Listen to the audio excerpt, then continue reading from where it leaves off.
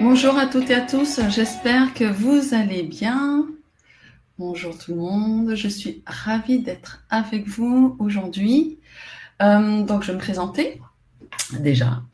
Donc je m'appelle Hélène Dieppe, je suis la présidente du groupe Prium. Prium, c'est un groupe de 5 sociétés. Donc nous avons une société qui s'appelle Prium Portage qui fait du portage salarial pour tout ce qui est prestations intellectuelles. Prium Formation, donc c'est le cadre de cette présentation aujourd'hui, qui est une société de portage salarial pour les formateurs indépendants. Prium City, une société de portage salarial pour les négociateurs immobiliers. Prium Partners, qui est une cabinet de consulting, on place des consultants en mission. Et Prium Solutions, qui est une société de développement informatique. Et voilà, c'est notre équipe de dev. Alors, au niveau de la présentation, n'hésitez pas à poser vos questions. Je suis accompagnée aujourd'hui par Zineb Bella, qui est la directrice de Prium Formation.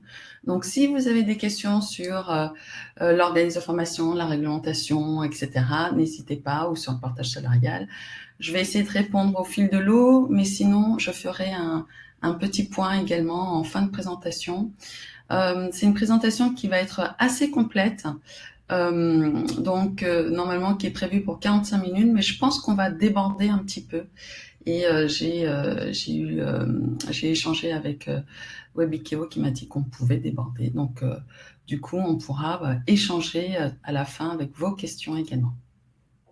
Alors, au niveau du sommaire, les étapes pour devenir formateur indépendant, quel statut choisir pour devenir formateur indépendant, les obligations du formateur indépendant, les dispositifs de financement, donc parce qu'avec la loi Choisir son avenir professionnel, il y a eu pas mal de changements, on va en parler, et le portage salarial, une alternative à la création d'entreprise ou à l'organisme de formation. Je vous renvoie un petit lien, tac, donc c'est pas celui-là. Je vous renvoie un petit lien qui est mon profil LinkedIn. Les questions, me contacter également sur LinkedIn, je suis assez réactive.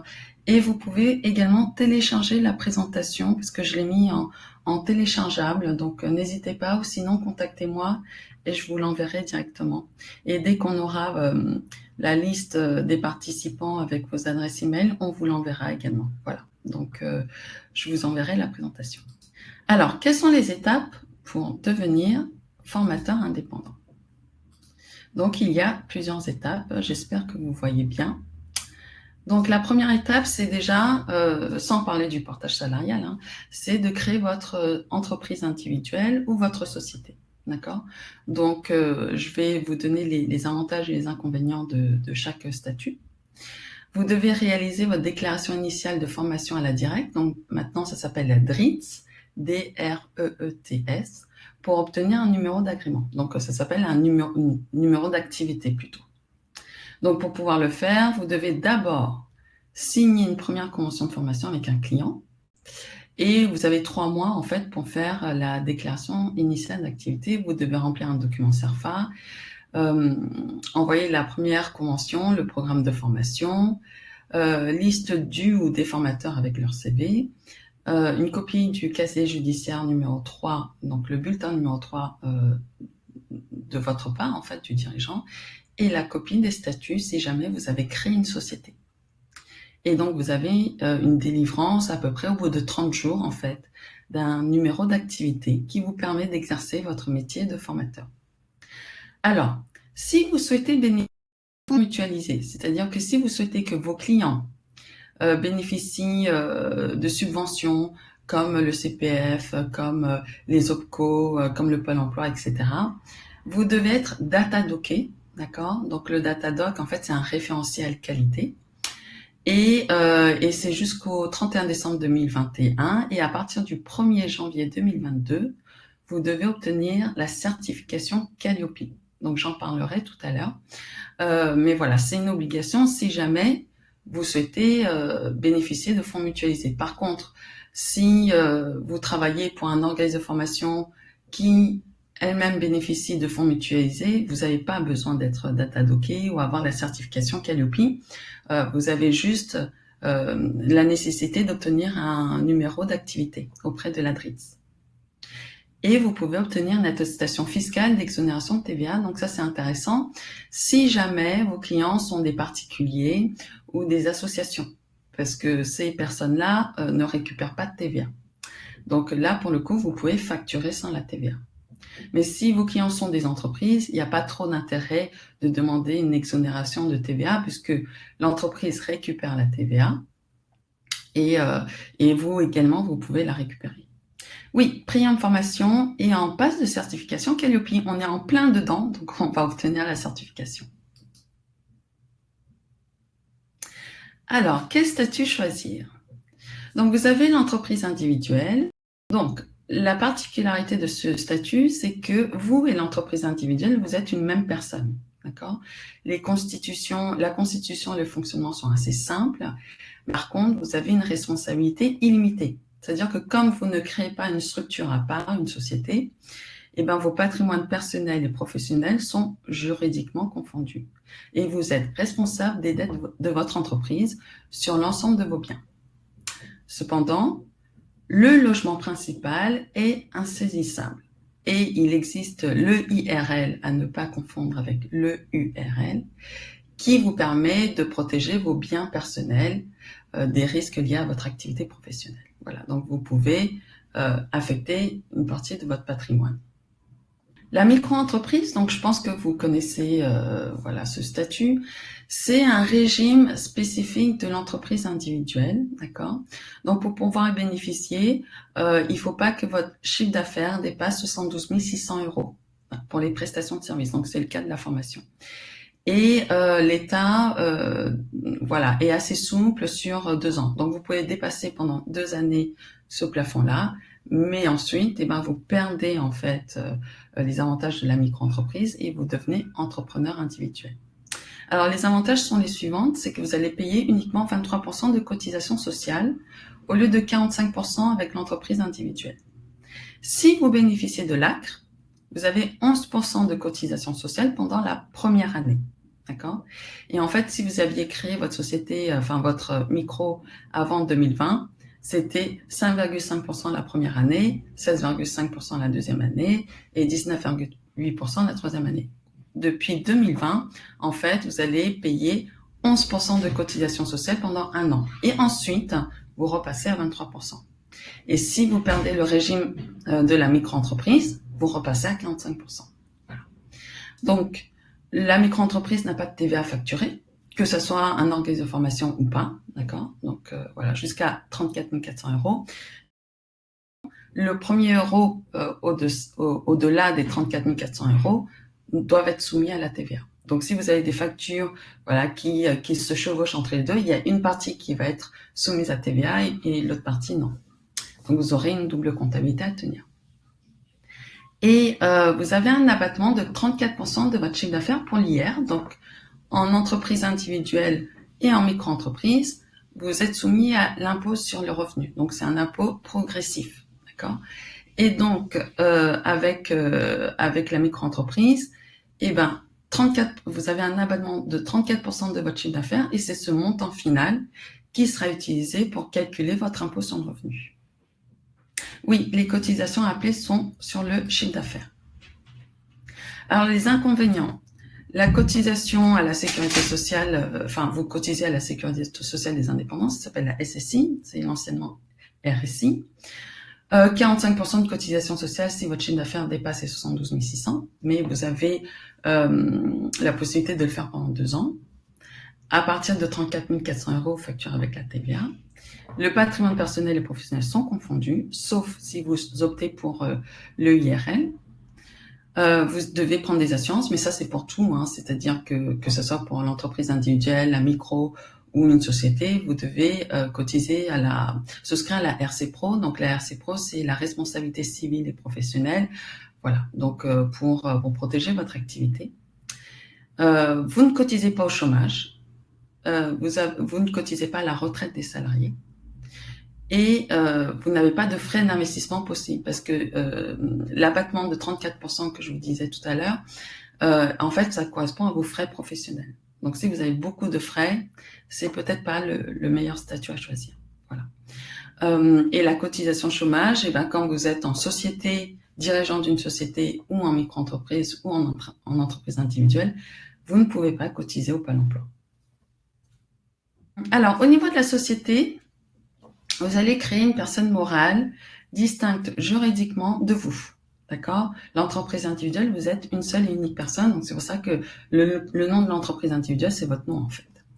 La société, vous allez créer une personne morale distincte juridiquement et vous allez avoir un contrat qui va fixer les règles et le fonctionnement de la société. Donc, ce sont les statuts. Vous êtes obligé d'apporter un minimum d'argent qui est le capital social. Donc, aujourd'hui, c'est 1 euro. Donc, voilà, il n'y a pas grand-chose. Enfin, vous pouvez apporter 1 euro. Maintenant, c'est pas ce qu'on conseille, c'est d'apporter quand même un minimum parce que pour la crédibilité vis-à-vis des clients et par rapport à la banque, si jamais vous avez besoin d'avoir un prêt bancaire. Vous disposez la société dispose de son propre patrimoine, d'accord? Donc, il y a vraiment une différenciation entre vous et la société qui est notre personne. Et vous devez respecter un certain nombre de formalismes, les assemblées générales, etc. Vous devez domicilier votre entreprise avec un siège social et vous agissez au nom et pour le compte de la société, donc en tant que dirigeant. Et si vous créez une SAS, et donc la SASU, c'est l'unipersonnel, c'est-à-dire que vous êtes tout seul associé, ou la SARL et l'ERL, vous êtes seul associé. Donc au niveau de la SAS ou de la SASU, vous êtes président et assimilé salarié. Donc là, pour le coup, vous allez avoir des bulletins de salaire. Votre société va payer l'IS et vous allez payer l'IR. D'accord?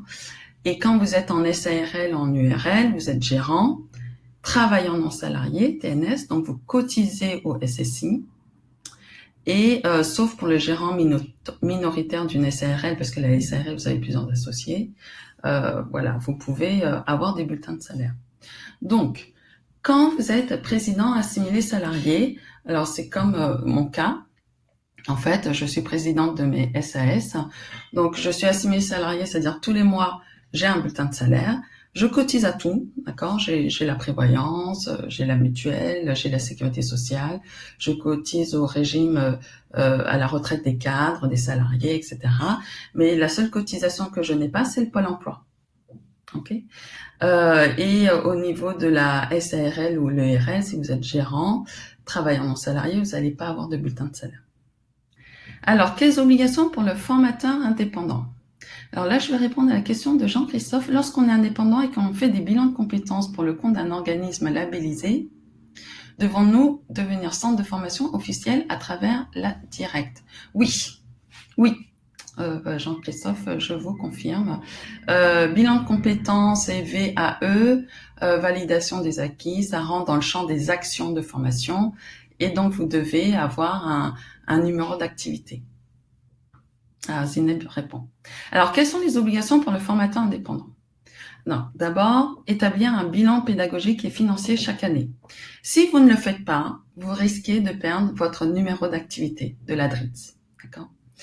Vous devez établir un règlement intérieur dans les 3 mois qui suivent le début d'activité et que vous devez le transmettre à tous vos stagiaires. Tous vos documents doivent faire apparaître votre numéro d'activité, donc que ce soit le devis, les factures, les bons de commande, les conventions, les contrats, etc. Tous les documents que vous partagez, en fait, doivent faire apparaître en fait votre numéro d'activité de la DRITS. Et vous êtes obligé de signer une convention de formation professionnelle avec des clients qui sont des personnes morales. Donc les personnes morales sont les entreprises. Hein. Et dans la convention de formation, c'est très cadré. Hein. Il y a beaucoup d'éléments à mettre en place, mais il y a la nature de formation, l'intitulé, l'objectif de la formation, le contenu, les moyens pédagogiques, la durée de la formation, voilà, les modalités du déroulé, du suivi, les sanctions. Donc est-ce qu'il y a une certification à la fin, le prix, les règlements, enfin voilà. Donc c'est extrêmement encadré et bordé. Et les obligations vis-à-vis des stagiaires, et ben vous devez mettre à disposition différents documents, donc les objectifs, le contenu, la liste des formateurs, le planning, les horaires, les sessions, les modalités d'évaluation et de sanctions, les coordonnées d'une personne pour que le stagiaire puisse contacter, le règlement intérieur, etc. Avec Calliope, tout ça doit être fait en amont, d'accord. Donc il y a toutes ces règles existent, mais voilà, maintenant il y a un ordre spécifique. Alors, le Datadoc ou la certification Calliope. Donc, pour que vos clients puissent bénéficier de prise en charge, vous devez être datadocké. Donc, le Datadoc, en fait, c'est un référentiel qualité qui a été mis en place par les OPCO, et c'est vraiment pour permettre aux OPCO de pouvoir échanger, parce que c'est vrai que la formation, il y a eu beaucoup d'abus, il y a eu peut-être des détournements, enfin voilà, il y a eu des organismes de formation qui n'ont pas été très honnêtes, et les OPCO et la Directe contrôlent en fait les organismes de formation. Et donc le Datadoc en fait pousse les entreprises à faire une déclaration de qualité, enfin une déclaration sur leurs pratiques de qualité. Et puis si jamais il y a un contrôle et que l'OPCO voit qu'il y a un abus, et ben peut communiquer avec les autres OPCO via le Datadoc. D'accord.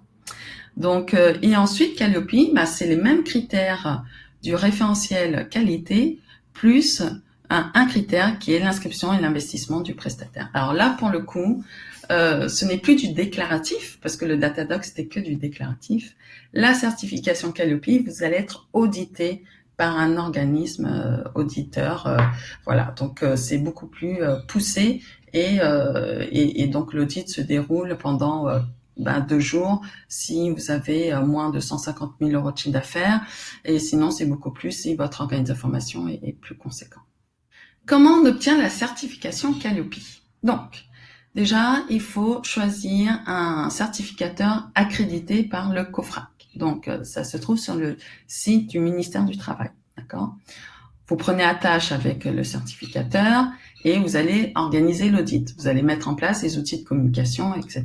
Donc, ça peut se faire sur place, et avec la crise sanitaire, ça peut aussi se faire à distance. Donc voilà, donc à distance, peut-être que le certificateur va prendre la main sur votre ordinateur. Je ne sais pas comment ça se passe, mais ça peut se faire à distance. Ensuite, vous réalisez l'audit. Donc l'auditeur réalise l'audit en vérifiant votre conformité au RNQ, qui est le référentiel national qualité. D'accord. Et à la fin de l'audit, le certificateur va vous dire, vous donner la liste des non-conformités mineures et majeures. Et si vous n'avez pas de non-conformité, tout va bien, vous êtes certifié. Voilà. Donc, si vous avez des non-conformités mineures ou majeures, les majeures sont bloquantes, vous devez repasser la certification, enfin l'audit. Et de toute façon, il faut savoir que vous ne pouvez pas être rejeté. C'est-à-dire que si vous n'êtes pas certifié, vous avez des conformités, non-conformités mineures et majeures, il faut les changer et vous redemander à repasser. Donc dans tous les cas, on peut pas ne pas obtenir la certification si vous allez jusqu'au bout du travail et mettre en place en fait des actions correctives en fait. D'accord.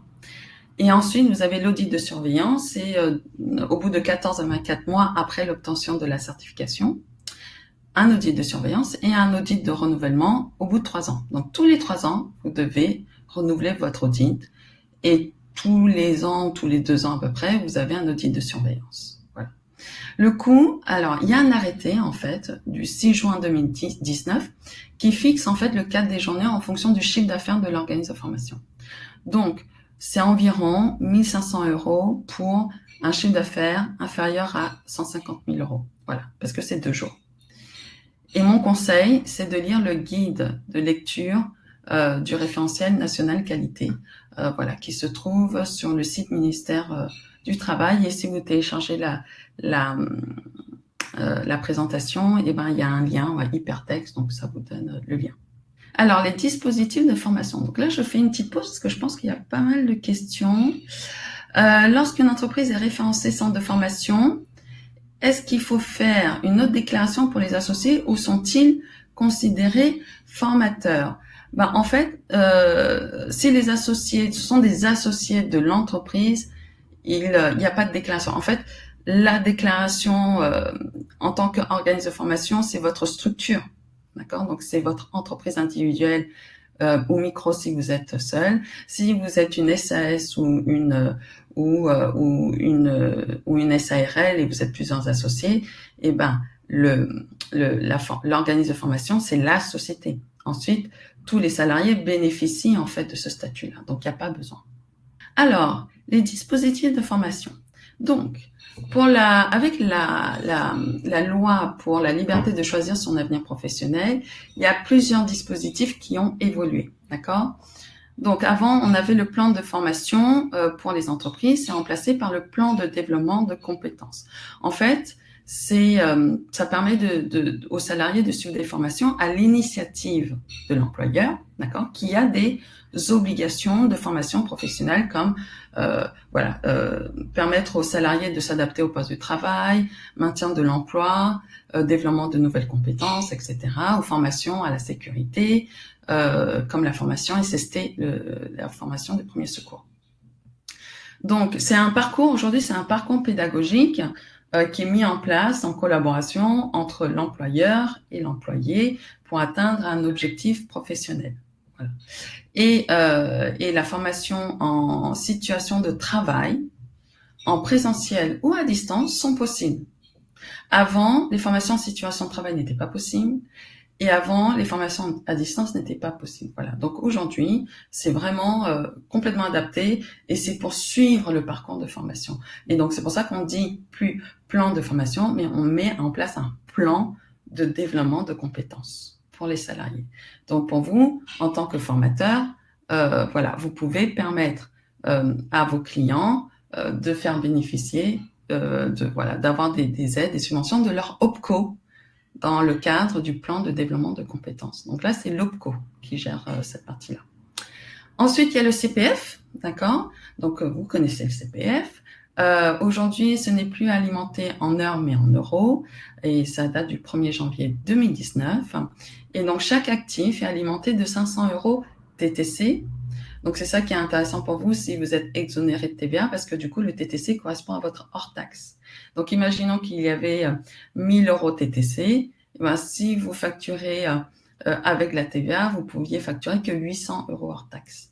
Sans TVA, vous pouvez facturer du coup 1000 € hors taxe, qui correspond à 1000 € TTC. Voilà, donc avec un plafond maximum de 5000 € TTC. Et les salariés qui n'ont pas obtenu le niveau 5 de qualification peuvent bénéficier d'une alimentation supplémentaire de 800 €. C'est 800 € par an. Et du coup, le plafond passe de 5000 à 8000 €. Vous avez le CPF de transition qui remplace le CIF. Donc, ça permet aux salariés de suivre une formation pour une reconversion professionnelle et de s'absenter, en fait. Et pendant cette période, le salarié est rémunéré. Vous avez également le PROA, qui est un nouveau dispositif de reconversion par alternance. Pour permettre aux salariés qui sont en CDI, en CUI, qui est le contrat unique d'insertion à durée indéterminée, en activité partielle, dont le niveau de qualification est inférieur à la licence, de réaliser une formation en alternance avec une qualification reconnue. Donc, et puis bon, il y a encore d'autres dispositifs, par exemple pour vous en tant qu'indépendant, il y a aussi des dispositifs. Alors là, c'est le circuit de formation, donc c'est un peu petit, mais vous pourrez le voir mieux quand vous aurez téléchargé la plaquette. Donc l'entreprise, elle cotise à l'URSSAF, d'accord? Ensuite, l'URSSAF dispatche. Il y a France Compétences, qui gère. Et donc, par exemple, le CPF, c'est la Caisse des dépôts et consignations, d'accord, qui paye les entreprises. Vous avez le CPF de transition, donc c'est l'OPCO. Tout ce qui est développement de compétences, c'est au niveau de l'OPCO. Il y a aussi des aides de la région, il y a des aides de l'État. Il y a les aides de l'État, on va dire que c'est par exemple le Pôle emploi. Vous pouvez avoir des clients qui sont demandeurs d'emploi. Ils peuvent aussi bénéficier de prise en charge par Pôle emploi. Et pour ce faire, il faut inscrire votre formation sur Kairos. Mais ça, j'en parle maintenant. En fait, Kairos, c'est avec Pôle emploi, d'accord? Donc, si vous inscrivez votre formation sur Kairos, vos formations sont accessibles par les demandeurs d'emploi. Si, par exemple, le formateur enfin, le stagiaire est demandeur d'emploi, il peut également, Pôle emploi va demander, par exemple, utiliser votre CPF. Si la formation est éligible au CPF. Donc, il va demander l'utilisation de CPF. Et donc, imaginons qu'il n'a pas assez d'argent sur son compte, et ben, Pôle emploi peut compléter. Voilà. Si la formation est éligible au CPF. Si la formation n'est pas éligible au CPF, ça passe directement par le Pôle emploi. Et donc là, il faut que vos formations apparaissent, enfin, soient référencées sur le site de Kairos. Et pour que vos formations puissent être utilisées dans le cadre du CPF, il faut qu'elles apparaissent sur EDOF, le site EDOF. Et donc, du coup, elles vont apparaître sur mon compte formation. D'accord? Donc, EDOF, référencer vos formations CPF, elles apparaissent sur mon compte formation. Et donc, du coup, tous vos stagiaires peuvent aller sur le site Mon compte formation, sur leur compte à eux, et puis sélectionner votre formation. Et ensuite, le stagiaire n'a rien à payer si le montant est pris en charge à 100%. Et donc, c'est la Caisse des dépôts qui vous paye. Okay. Et sinon, c'est Kairos pour le Pôle emploi. Alors, comment on rend éligible ces formations au CPF ? Donc, les formations éligibles au CPF doivent être inscrites au RNCP ou au répertoire spécifique. Donc, quelle est la différence entre le RNCP et le répertoire spécifique ? Le répertoire spécifique, c'est beaucoup plus souple. Le RNCP, le titre final ou le certificat, c'est pour un métier, d'accord ? Pour être inscrit au RNCP, il faut que vous ayez 2 promotions. Le référentiel d'activité, c'est le référentiel, enfin, il y a le référentiel d'activité, référentiel de compétences et l'évaluation des acquis. La création d'un parcours de validation des acquis est obligatoire et donc c'est éligible au CPF. Le répertoire spécifique, en fait, le titre ou le certificat, c'est juste des compétences. Vous n'avez pas besoin d'avoir de l'antériorité dans vos formations et avoir des promotions pour être inscrit au répertoire spécifique. Voilà. Donc, c'est vraiment ça la différence. Et ce sont des compétences et non pas un métier sur lequel vous formez. Et le référentiel, c'est le référentiel de compétences et l'évaluation des acquis. Et il n'y a pas d'obligation de créer un parcours de validation des acquis. Là où c'est obligatoire pour le RNCP. Voilà, c'est vraiment ça les 2 différences. Donc, généralement, on souhaite s'inscrire au répertoire spécifique. C'est un peu long, ça dure des mois, voire des années. Voilà, donc c'est assez compliqué, mais je vous donne la liste. C'est les formations éligibles au CPF, elles doivent être inscrites au RNCP ou au répertoire spécifique. Les formations qui permettent de valider des blocs de compétences qui correspondent à une partie du RNCP, par exemple. Des formations qui aboutissent à des certifications. Donc, par exemple, l'anglais, ça aboutit au TOEIC. Voilà. Des formations qualifiantes. Sur une liste établie par des partenaires sociaux. Donc ça, par exemple, nous en portage salarial, Acto, qui est notre OPCO, est en train d'établir une liste de formations, donc du coup qui va être éligible au CPF. Les actions de formation relatives à la création ou à la reprise d'entreprise, ça c'est complètement éligible, donc il n'y a pas besoin de certification à la fin. Les bilans de compétences, la validation des acquis, le permis B et poids lourd. Et puis également toutes les actions de formation pour toute la partie engagement de citoyens, volontaires en service civique, les bénévoles, etc. Voilà. Alors, comment on rend éligible ces formations ? Donc, vous avez 2 solutions. Soit figurer au RNCP ou au répertoire spécifique. Maintenant, tout se fait par téléprocédure. Donc, je vous ai donné le lien. C'est assez simple, mais c'est très long. Et voilà, il y aura peut-être des allers-retours. La deuxième solution, et c'est ce que beaucoup font, c'est de mettre en place des partenariats avec des organismes de formation qui ont leur propre certification. D'accord ? Donc, vous pouvez louer, du coup, leur certification. Ça, c'est possible. Donc, c'est ce que nous faisons. C'est ce qu'on fait. On établit des partenariats avec d'autres centres de formation. Alors, ce que je vous propose avant d'attaquer le portage salarial, c'est de répondre à vos questions sur toute la partie organisme de formation. Je pense que Zineb vous a répondu. Alors, bonjour. Si on est un nouvel entrant, micro-entrepreneur, en tant que prestataire de formation et n'ayant pas encore de contrat de prestation de formation, comment fait-on par rapport à la certification ? Peut-on tout de même se faire auditer ? Non, non. Parce que de toute façon, vous n'aurez pas de numéro d'activité. Pour avoir un numéro d'activité, il faut que vous ayez signé un premier contrat de prestation de formation. D'accord? Donc, voilà. Donc, c'est pour la question pour EDEM. Il faut avoir un NDA. Donc, c'est Zineb qui nous a répondu. Bon, bah, c'est top. Alors, Stéphane, je suis en micro-entreprise pour les prestations de services. Je souhaite organiser des formations pour des clients qui souhaitent réaliser ces prestations eux-mêmes. Formation non qualifiante. Faut-il se déclarer faut-il se déclarer à part pour cette partie formation ou puis-je me servir de mon entreprise actuelle? En fait, si votre client ne demande pas de subvention, voilà, vous pouvez faire des prestations de formation et le mettre dans votre entreprise actuelle. Mais ça dépend aussi de vos clients. Si vos clients voilà, souhaitent bénéficier de budget, oui, ça rentre dans le cadre. Et alors sur votre salle 2022 et non 2021. Oui, ça marche, Corinne, merci. Le formateur bilan de compétences est donc aussi Datadocké plus Calliope. Non, en fait, Datadoc et Calliope, oui, le formateur bilan de compétences est aussi Datadocké plus Calliope. Je confirme, Céline. Et l'audit Calliope, la durée minimale est une journée. Ça marche. Alors, un centre de formation souhaite me recruter pour faire de l'accompagnement à la VAE en plus de mon activité. Je serai payée par eux. Dois-je tout de même avoir un numéro d'activité? Oui. Et Zineb répond à toutes les questions, donc c'est parfait. Est-ce que avec préinformation de nos formations pourront être éligibles au CPF? Oui. Alors, nous, ce qu'on va vous demander, en fait, c'est de voir quels sont les partenaires possibles pour louer, en fait, la certification. Et à partir du moment où on a trouvé le partenaire, il y aura pas de souci. Déjà, il faut voir si votre formation est éligible, d'accord?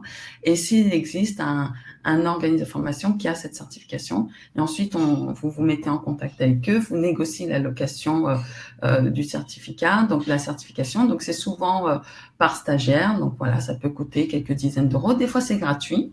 Des fois, il y a des organismes de formation qui mettent gratuitement ce partenariat en place. Donc, il n'y a pas de souci si vos formations peuvent être éligibles. Pour un formateur AFEST interne à l'entreprise, quel statut, quel lien avec Calliope? Du coup, je te laisse répondre, Zineb, pour Axel.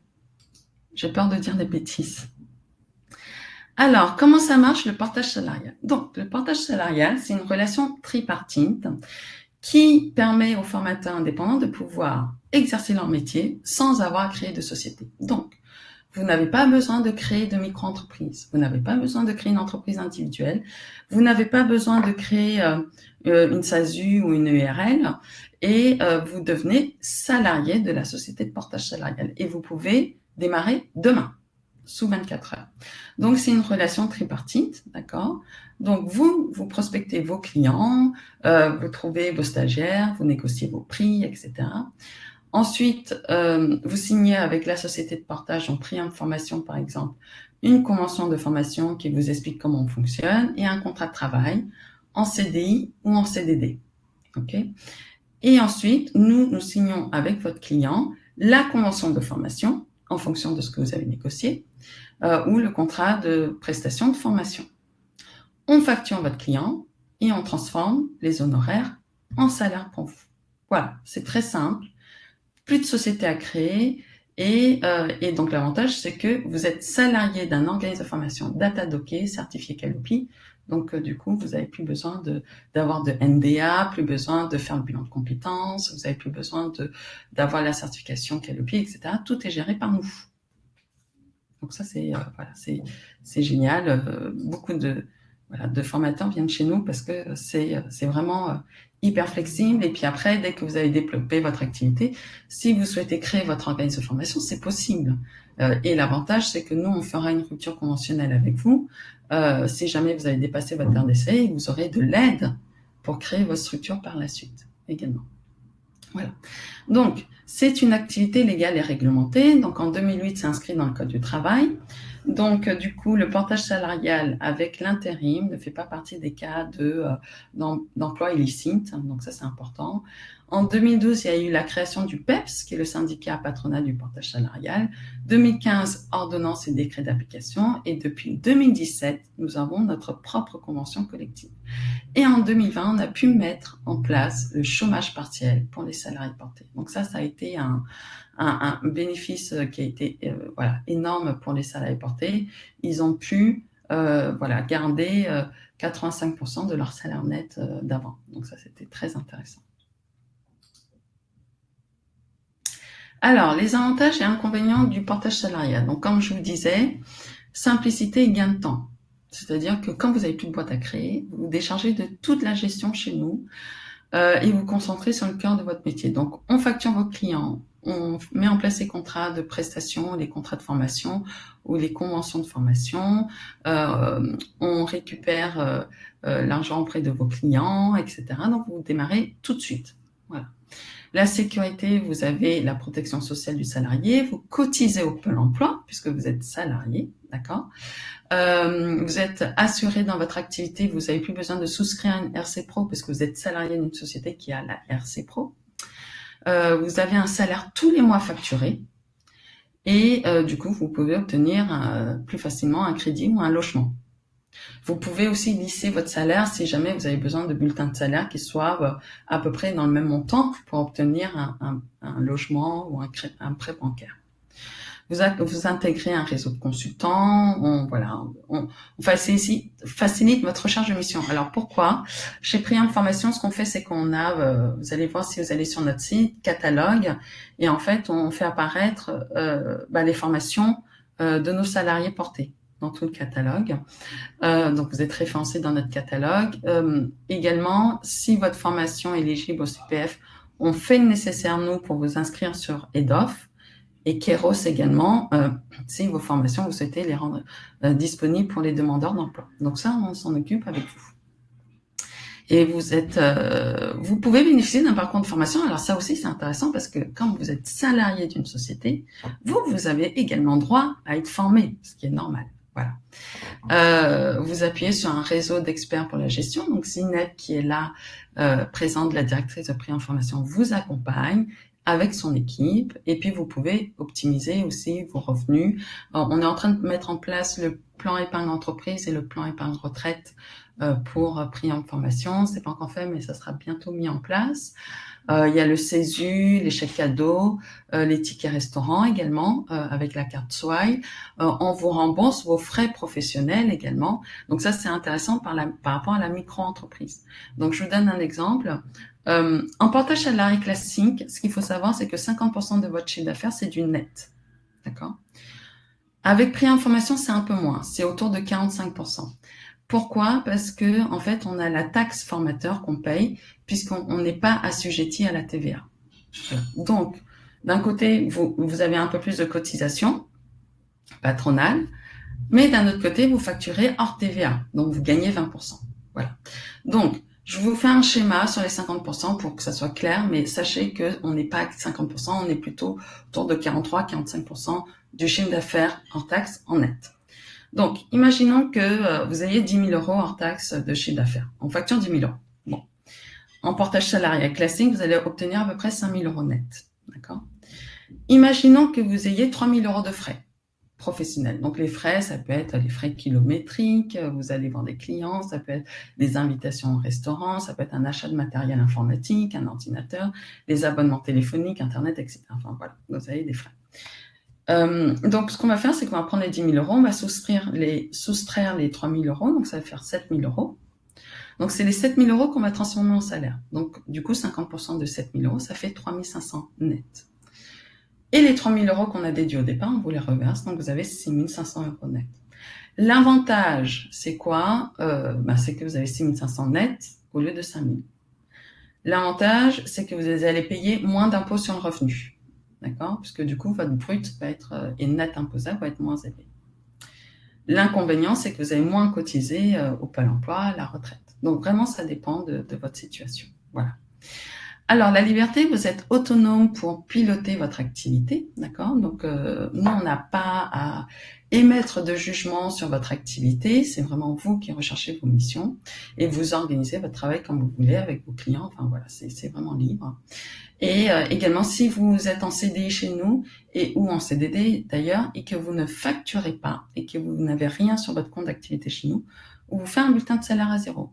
Voilà, donc c'est le portage salarial, c'est le seul statut qui permet de faire ça. Ce n'est pas ouvert à tous. Alors, vous devez exercer une activité de service. Donc, la formation, c'est une activité de service, donc ça pose pas de problème. Mais vous devez facturer au minimum 250 € jour, d'accord, ou 30 € de l'heure. 35 € de l'heure, 35 € de l'heure. Vous pouvez avoir une journée de formation dans le mois, hein, et ça rentre complètement. Mais la journée doit être facturée à 250 parce que en fait, le portage salarial nous oblige à vous verser un minimum conventionnel qui correspond à 70% du plafond mensuel de la sécurité sociale de 2017. Voilà. Donc, on doit vous verser un minimum conventionnel. Si vous ne déclarez tant de jours travaillés, on est obligé de vous verser ce minimum conventionnel. Et donc, c'est couvert par 250 € de facturation par jour. L'inconvénient, c'est que vous payez des cotisations sociales d'un salarié et avec l'organisme de formation non assujetti à la TVA, il y a une taxe formateur qui s'ajoute, d'accord? Et le coût, généralement, c'est entre 5 et 10% à une société de portage salarial. Nous, chez Priam Formation, on est à 8%, tout inclus, avec l'avance de salaire. Voilà. Et puis ensuite, il faut bien choisir sa société de portage salarial. Donc, les avantages, c'est le respect de la réglementation. Donc, vous utilisez le numéro d'agrément. J'arrête de dire numéro d'agrément parce que c'est plutôt numéro d'activité. Donc, vous utilisez le numéro d'activité de l'entreprise de portage salarial. Donc, pas besoin d'avoir votre NDA. La société est référencée au Datadoc. Vous utilisez les documents de l'entreprise de portage. Donc, Zineb, elle a préparé, tous les documents, convention de formation, contrat de formation, etc. Et ensuite, on peut l'adapter en fonction de vos clients. S'il y a des clients qui veulent rajouter des clauses ou que vous souhaitez rajouter certaines clauses, voilà, on l'adapte. On fait notre propre bilan pédagogique et financier, donc vous n'avez pas besoin de vous enquiquiner avec ça.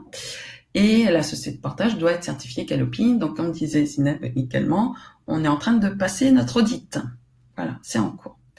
Et on est exonéré de TVA en tant qu'organisme de formation. Et voilà, comme je le disais tout à l'heure, il y a un accompagnement. Les avantages pour votre client.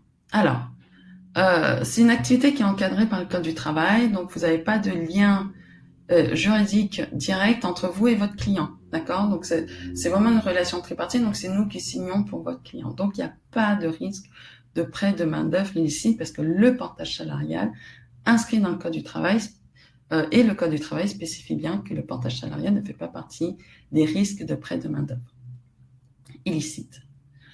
Il y a une gestion contractuelle simplifiée pour votre client. Donc, votre client, si c'est un organisme de formation, au lieu de travailler avec 10 freelances ou 10 indépendants, va pouvoir signer un contrat et puis avec une société. Votre client ne gère pas la fin de contrat. Donc, c'est nous qui nous chargeons de tout, d'accord? Donc, c'est vraiment un contrat de prestation classique ou une convention de formation. Et nous, on se charge du contrat de travail, de la paye, des congés payés, de la mutuelle, des tickets restaurants, etc. Et les coûts financiers, en fait, ce que vous négociez avec votre client, il paye ce que vous avez négocié, sans plus. Et ensuite, la société de portage va prélever sur le chiffre qu'elle facture pour vous, en fait, ses frais de gestion. Alors, le cumul, chômage et portage salarial. Donc, vous pouvez cumuler l'ARE et le portage salarial. Donc, imaginons qu'aujourd'hui, vous soyez inscrit au Pôle emploi et que vous bénéficiez d'aide. En fait, nous, on va faire un contrat de travail avec vous en CDI ou en CDD, mais à temps partiel. D'accord? Et donc, vous allez dire au Pôle emploi, j'ai trouvé un CDI ou j'ai trouvé un CDD à temps partiel. Je suis toujours en recherche d'emploi. Et donc, là, l'avantage, c'est que vous sortez de la catégorie A. Et donc, le Pôle emploi va arrêter de vous demander de passer les entretiens, etc. Et tous les mois, vous allez juste pointer, en fait, au niveau du Pôle emploi. Et vous allez dire au Pôle emploi, voilà, ce mois-ci, j'ai perçu tant. Voilà. Et ensuite, avec la société de portage qui vous fait les bulletins de salaire, vous créez de nouveaux droits aussi pour la suite. Donc, je vous donne un exemple. Imaginons que votre Pôle emploi, c'est 100 € par jour et que votre fin de droit, c'est le 31 décembre 2021. D'accord? Donc, on décale parce que bon, c'est un slide qui est ancien, j'ai oublié de mettre à jour. Bon. Donc, vous touchez 3 000 € par mois. Donc, imaginons que Priam Formation vous octroie un salaire à 3 000 € brut. Le Pôle emploi va le proratiser à 70%. D'accord? Donc, 70% fois 3 000 € brut, le salaire, ça donne 2100. Comme vous touchiez 100 € par jour, ça fait 2100 divisé par 100 €. Le Pôle emploi va considérer que Priam vous a versé 21 jours. Et donc, le Pôle emploi va compléter et rajouter 900 pour arriver aux 3 000 €. Okay? Et donc, les 21 jours qu'on vous a donnés, ça repousse vos fins de droit qui étaient au 31 décembre 2021 au 21 janvier 2022. Si on vous donne un salaire à 0, donc vous dites au Pôle emploi, j'ai perçu 0, il vous donne les 30 jours, donc 3 000 €. Et la fin des droits restera au 21 janvier 2021. Imaginons qu'on vous verse un salaire à 10 000 € brut. Le Pôle emploi va proratiser à 70%, donc 7 000 €, qui est bien supérieur à 3 000 €. Donc, il ne vous donne rien. Il vous repousse vos fins de droit au 21 février 2022, donc 30 jours après. Et vous recréez des nouveaux droits avec nous. Voilà, c'est ça qui est intéressant. Je sais que quand on est en micro, on peut faire le cumul, il n'y a pas de souci. Sauf qu'avec la micro, vous ne recréez pas de nouveaux droits par la suite. Quand vous aurez consommé tous vos droits actuels, vous n'aurez pas de nouveaux droits pour la suite. Alors, la réserve financière, alors là, j'en parle rapidement. Mais en fait, vous savez qu'en portage salarial, vous n'allez pas seulement avoir une ligne salaire. Vous allez avoir plusieurs lignes parce que du coup, vous allez avoir le minimum conventionnel et puis après, on va vous mettre des primes complémentaires pour que la somme fasse plus les cotisations patronales, plus les frais de gestion, ça donne votre chiffre d'affaires. D'accord ? Donc, vous allez avoir une décomposition. Il ne faut pas avoir peur de la décomposition parce que le total brut, c'est ce qui est utilisé par la retraite et le Pôle emploi. Okay ? Parce que les primes sont des primes récurrentes. Donc, ce qui s'est passé, c'est que en 2019, je crois, il y a eu une négociation entre les organisations syndicales, donc la CFDT, CGT, etc., et le PEMS, au niveau lors de la négociation de la convention collective. Et en fait, ils ont dit, les contrats de travail en CDI, en portage salarial, c'est certes des CDI, mais c'est aussi précaire parce que le formateur ou le salarié porté peut avoir des mois sans mission. Donc, du coup, ils considèrent que, en fait, il faut faire comme un CDD, il faut mettre de côté une prime de précarité qui s'appelle la réserve financière. Voilà. Donc, la société de portage doit mettre cette réserve de côté et vous verser un salaire si vous avez un creux d'activité. Donc, nous, ce qu'on fait, c'est que c'est en fonction de vous. Si jamais vous souhaitez avoir la réserve financière à tout moment, tous les mois, vous nous dites, voilà, je ne veux pas provisionner. Et nous, ce qu'on a provisionné, on vous la reverse. C'est juste ça. La fin de contrat, comme je le disais tout à l'heure, donc en CDD, c'est la prime de précarité. En CDI, vous avez plusieurs choix. Soit vous êtes en période d'essai, on fait une fin de période d'essai à notre initiative. Donc, comme ça, vous pouvez aller au Pôle emploi, vous inscrire au Pôle emploi. Vous pouvez démissionner si jamais vous avez trouvé un CDI par ailleurs et que le Pôle emploi vous intéresse pas. Voilà. Sinon, ce qu'on fait, c'est qu'on met en place une rupture conventionnelle et donc on commence à cotiser, on commence à provisionner la prime de rupture conventionnelle et c'est 1/4 de mois par année d'ancienneté. En fait, c'est la prime classique du Code du travail. Donc, on prend la meilleure moyenne entre les 3 derniers salaires et les 12 derniers salaires. Donc, ça donne le salaire de référence. On divise par 4, on multiplie par le nombre de mois sur lequel vous êtes chez nous et on divise par 12. Donc, c'est 1/4 de mois par année d'ancienneté. Et nous, ce qu'on provisionne, c'est ce montant plus les 20% de forfait social.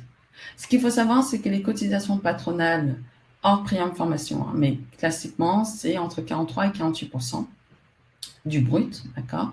Et les cotisations salariales, c'est entre 20 et 22% du brut. La prime de rupture conventionnelle, il n'y a pas de cotisation salariale. Donc, du coup, ça veut dire que votre prime de rupture, c'est votre net. Donc, ça, c'est intéressant. Et les cotisations patronales entre 43 et 48%, c'est 20% de forfait social uniquement. Mais c'est plafonné, hein. C'est le calcul, il ne faut pas dépasser ce calcul. Si on dépasse ce calcul, c'est possible, mais ça ne sert à rien puisque les montants qui sont au de ça sont soumis aux cotisations classiques en fait. Et alors, je ne vous ai pas parlé des congés payés, je crois que je suis passée trop vite. Les congés payés, en portage salarial, vous allez acquérir 2,5 jours de congés payés par mois, qui représentent 10% de votre brut, d'accord? Et donc, tous les mois, nous, on met de côté 14,5% de votre brut, en incluant les cotisations patronales. Et dès que vous prenez des congés, cet argent, on vous les reverse. Alors, nous, on est aussi assez souple sur ce point, c'est-à-dire que si vous souhaitez tous les mois prendre vos congés et ne pas mettre de côté, eh ben, vous nous déclarez des journées de congés payés. Si vous travaillez du lundi au vendredi, vous nous déclarez les samedis, il n'y a pas de souci. Voilà. Donc, c'est vraiment en fonction. Soit vous gérez comme un freelance et vous dites, bon, bah voilà, je prends tout et puis je gère tout seul.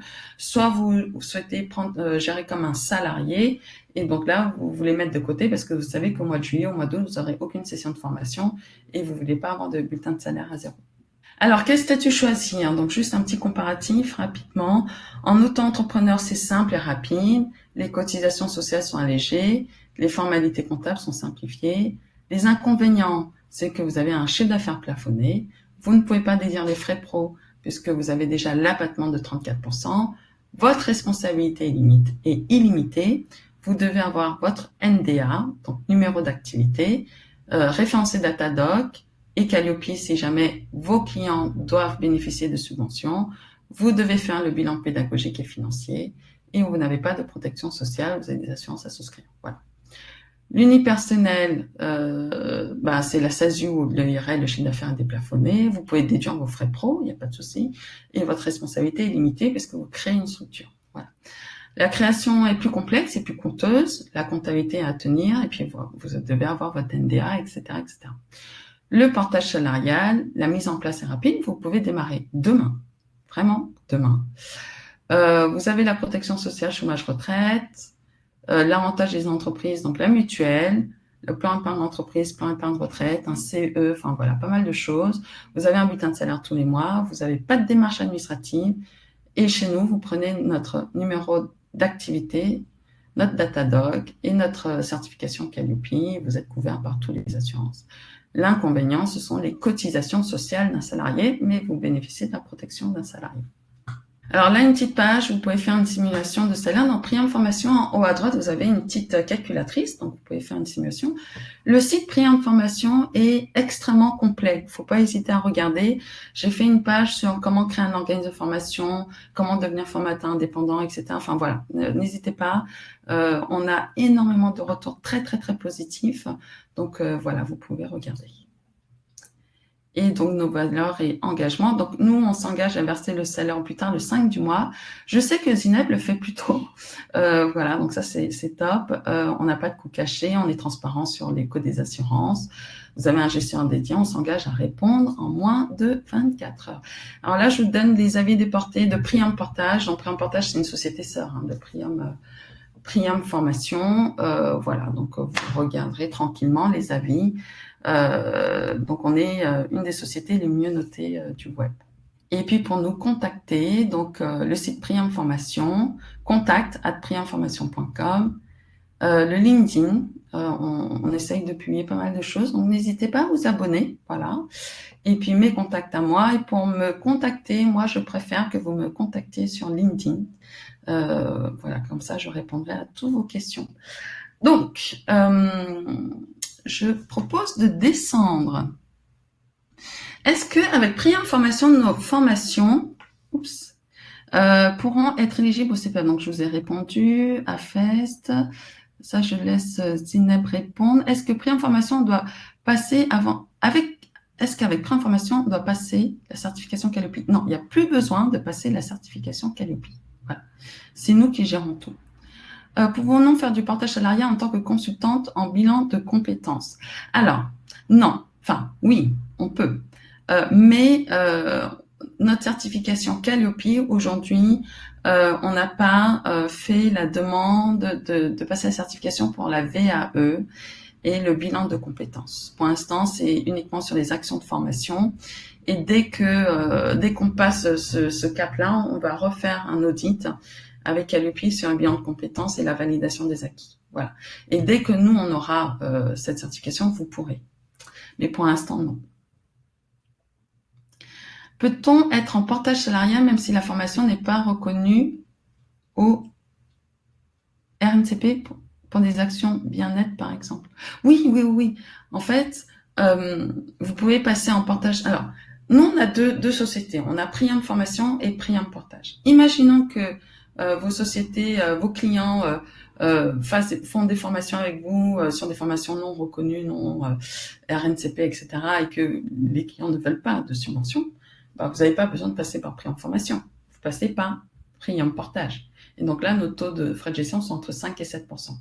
Donc, c'est moins coûteux que Priam Formation, surtout que vous ne payez pas la taxe, en fait, formateur. Donc, voilà. Mais l'inconvénient, c'est que nous, on facture avec la TVA. Mais après, si vos clients sont des entreprises, il n'y a pas de souci. On facture avec la TVA et ils la récupèrent. Je conseille, j'anime des formations en ligne avec une dizaine de clients qui s'y inscrivent pour 3, 6, 9 mois. Est-ce possible de faire ce type de mission avec le portage salarial? Je ne fais pas de présentiel. Bien sûr, on en a beaucoup. Quelles contraintes pour le portage salarial? Nombre d'heures mensuelles, mini à effectuer, congés soumis à validation préalable? Non. Alors, vous gérez vos congés comme vous voulez. On n'a pas besoin d'avoir de validation préalable. C'est au moment où vous déclarez votre activité en fin de mois, on dit bon bah voilà, je prends mes congés. Vous pouvez prendre vos congés, même si vous prenez pas de congés réellement, vous pouvez les prendre parce que vous dites en fait je veux pas de provision. Je veux pas que Priam Portage ou Priam Formation mettent de côté de l'argent. Donc voilà, c'est vraiment souple. Ensuite, le nombre d'heures mensuelles mini effectuées. Il n'y a pas vraiment de nombre d'heures mensuelles mini à effectuer. Après, si vous faites 1 heure par mois, on va se dire c'est peut-être le statut de la micro est peut-être plus intéressant pour vous, mais en même temps, si vous avez besoin de la certification Calliope, etc., faut passer par une société de portage avec la certification Calliope. Donc vraiment, on regardera en fonction de votre situation. Mais on a des personnes qui facturent 1000, 2000 euros par mois, mais grâce à nous, grâce à EDOF, etc., ils ont pu développer leurs chiffres. Vraiment, ça va dépendre de votre situation, donc vous pourrez échanger avec l'équipe de Zineb sans souci. Quid du cumul d'emploi? Alors, Céline, pas de souci, en fait, on n'a pas de clause de non-concurrence. Donc, ça dépend de si vous êtes salarié d'une société, d'accord? Et ben, faut voir avec votre employeur actuel si vous pouvez avoir un contrat de travail avec nous. Voilà, c'est juste ça votre contrainte. Mais vous pouvez avoir un contrat, nous on en a plusieurs comme ça, un CDI en portage salarial chez Priam Portage. Ils sont consultants, etc. Ils font des formations et ils sont en contrat de travail avec Priam Formation. De CDI, ça pose pas de problème. Si on est déjà en SASU, peut-on positionner l'activité formation chez Priam Formation et continuer notre activité non formation dans notre société? Bien sûr, aucun problème. Est-ce que Priam Formation accepte de travailler avec un indépendant en partenariat et non en partage salarial pour les bilans de compétences? Et est-ce que vous pouvez prendre en charge pour obtenir le NDA? Oui. Alors, on va dire que 20 à 30% de nos formateurs sont indépendants et ils ne sont pas en portage salarial. Donc voilà, donc on les traite comme nos salariés portés, il n'y a pas de souci. Ils utilisent notre NDA et donc ils vont utiliser notre Datadoc et notre certification Calliope. Ils rentrent dans un process qui est le même process que pour les salariés portés, notamment dans le cadre de Calliope, où on a des éléments de preuve à donner. Donc, Zineb a mis tout en place un process. Si jamais vos formations sont éligibles au CPF, ils sont CPF, voilà. Et non, même pas. Si vos formations, vos clients ont des subventions également. Donc, par contre, comme je le disais tout à l'heure, pour l'instant, on ne prend pas en charge les bilans de compétences et les VAE parce que dans notre audit, on a sorti en fait de ce spectre bilan de compétences et VAE parce qu'on voulait faire un audit court pour les actions de formation et ensuite on repasse un audit pour bilan de compétences et VAE. Est-ce que les outils marketing comme les publicités Facebook, Google pour trouver des clients sont pris en charge dans les frais professionnels? Oui. Et puis, Zineb a répondu à beaucoup de questions. Je fais mes formations en anglais et en français pour des clients en France et à l'étranger, particuliers, professionnels, ça pose aucun problème. On a des contrats en anglais et des factures en anglais. Et de toute façon, on facture sans TVA pour vos clients à l'étranger et même en France. Oui, alors si on cumule emploi salarié et portage salarial, y a-t-il des règles à respecter sur la quantité globale de travail mensuel, annuel en cumulant les deux? Alors, je crois que c'est 170 heures par mois. Je crois que c'est ça le plafond. Voilà. Après, on vous déclare moins d'heures travaillées, si vous faites des forfaits, etc. Donc ça, c'est à voir. Mais voilà, il y a une limite qui est quand même un temps plein qui ne doit pas dépasser pour vous 170 heures, je crois, de mémoire par mois. Vous choisissez vos vacances comme vous voulez, Nadia. Par exemple, travailler pendant 1 mois et partir 1 mois. Oui, aucun problème. Et Zineb, tu as été extrêmement réactive. Alors, pourquoi le pourcentage de préinformation prend sur le salaire Combien de pourcentage préinformation prend sur le salaire? Ça dépend de notre CA, c'est entre 8 et 15%. Non, préinformation prend un pourcentage sur votre chiffre d'affaires uniquement, pas sur votre salaire, d'accord? Donc, c'est 8% de votre chiffre d'affaires. Pour prix en portage, c'est entre 5 et 7%. Voilà, pour préinformation, c'est extrêmement complexe en fait. Surtout avec Calliope, ça devient assez lourd à gérer. Donc nous, on est là pour vous accompagner. Est-ce que le portage commercial, SASU plus prix information, est la même chose que le portage salarial? Non, c'est pas la même chose, Élise. En fait, le portage commercial, vous avez votre société, vous devenez notre sous-traitant, d'accord? Donc du coup, mais vous devez avoir votre NDA, d'accord? Donc vous nous facturez, nous on facture votre client, voilà. Et si jamais vos formations sont éligibles au CPF, on les met sur EDOF. Si on trouve ensemble ou vous trouvez un OF qui a la certification et qu'on peut louer, que vous pouvez louer parce qu'on va déduire de votre chiffre d'affaires. Voilà.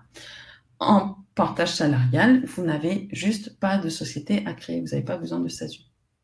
Donc après, vous pouvez mixer les deux, quoi. Voilà. Je pense que je suis passée sur tout et puis Zineb a répondu à beaucoup de questions. Merci beaucoup, Miss. Il est 12h33. J'avais prévu 1 heure, donc pile poil. N'hésitez pas à revenir vers nous. Zineb, ça te va? Je pense. Je vais donner le lien. Oui, tu as répondu à toutes les questions. Alors, mais c'est pour aussi permettre aux gens de voir et également, je pense que c'était intéressant aussi pour la retranscription. Et donc voilà. Donc du coup, Zineb, c'est Zineb Bella. Vous pouvez la trouver sur LinkedIn également si vous avez des questions. Je pense qu'elle est aussi réactive dessus. Donc je vous donne son lien. Et puis ensuite, il y a son équipe également. Voilà, donc elle vous mettra en relation avec son équipe. J'espère que ça vous a plu, que c'était intéressant, que vous avez trouvé des réponses à vos questions. N'hésitez pas à nous contacter.